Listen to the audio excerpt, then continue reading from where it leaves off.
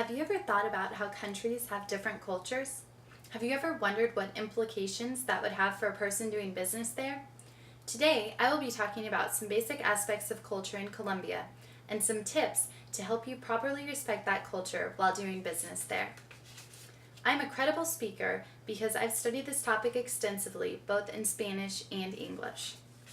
As defined by Professor Maggie Shoemaker in her cross-cultural management class at KU on August 26, 2009, culture is developed in an ever-adapting cycle throughout time as norms, behaviors, values, and expectations change through social interaction in a collective group.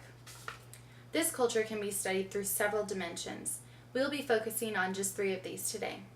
First, we'll talk about social structure, followed by education, and lastly, economic and political philosophy.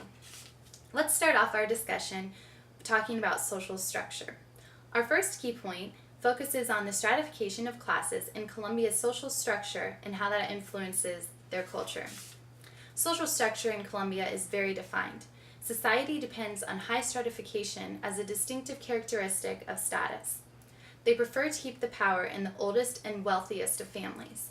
This is exemplified by their extensive use of the formal verb usted when addressing someone who is higher in class than that in the same class. They literally have a different word for you when speaking to someone who is better than themselves. An extreme division between rich and poor exists, with very low mobility between strata. As discussed in Terry Morrison and Wayne Conaway's article, "And Kiss, Bow, and Shake Hands," accessed via the web on August 31st, this stratification is accepted in Colombia, and anyone who insults the idea of this division is not only fair but necessary is in fact insulting Colombia themselves.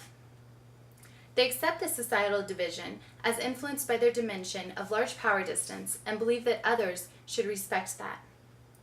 Status in Colombia is based on determinants like one's heritage, wealth, education, and social status rather than on personal achievements. Family and society define success, for they determine one's position in the social structure.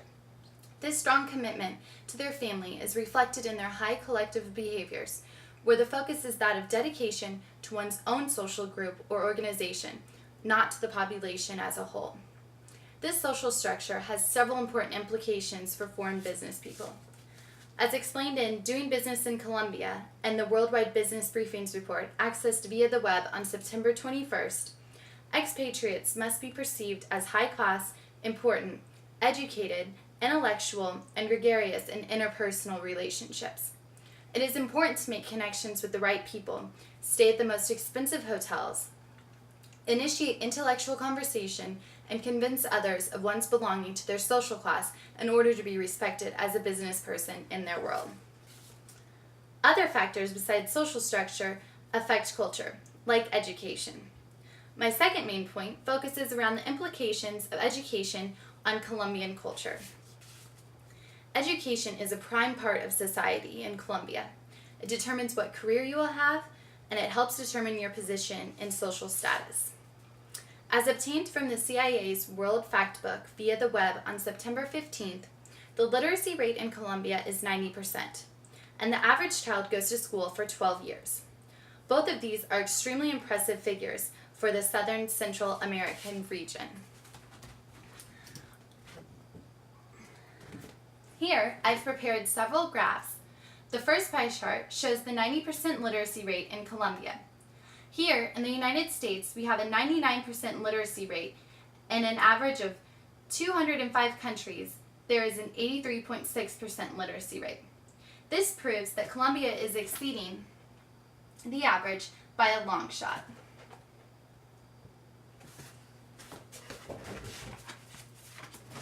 Colombia is working to make education a critical element of their national competitive advantage, as almost 5% of their GDP, gross domestic product, is spent on public education.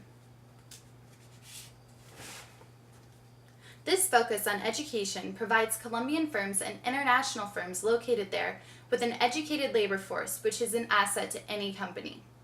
Colombian strength in education plays a key role in conducting business in their country. Foreigners doing business deals in Colombia must remember that their social status determines who gets business deals in Colombia. This means that where employees attended schools is an excellent indicator of their status and importance, since it is a determinant of where the individual falls in the social strata.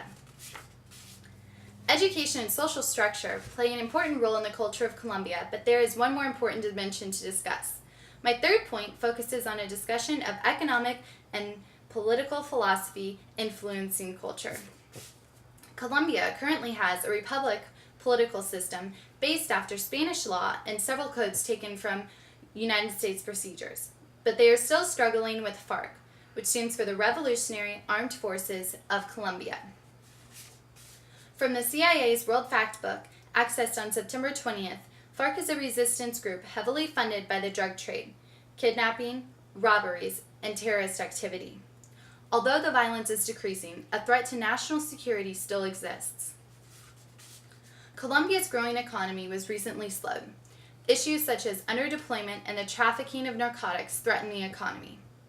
The government infrastructure needs to catch up with the growth. Recently, the government encouraged exporters to expand business into markets other than the United States and Venezuela. This is supposed to help them capture a broader customer base. Also, Colombia does not like to be dependent on the U.S. Part of Panama used to belong to Colombia before the U.S. stepped in to help. This has caused diminished trust in the United States ever since. Americans doing business in Colombia must always remain respectful and never criticize Colombia's economic or political system in any way. The overall view of Americans is that we are imperialistic, and insulting any of their policies or systems would cause stress in the business relationship, a lack of trust, and possibly a loss of partnership. Now that we have gone over the main points, let me sum up what we have discussed today. To conclude the speech over Colombian culture, I'd like to summarize the key points. First of all, Colombians are greatly influenced by their strict structure with low mobility. Secondly, Colombia's pride in education creates an advantage for the country and their workforce. Lastly, although the economy is growing, the country is still politically struggling due to the threat of FARC. Now you all have some information if you ever find yourselves doing business in Colombia. Remember to maintain relationships, act important, and be careful not to insult the country's ideas. Thank you.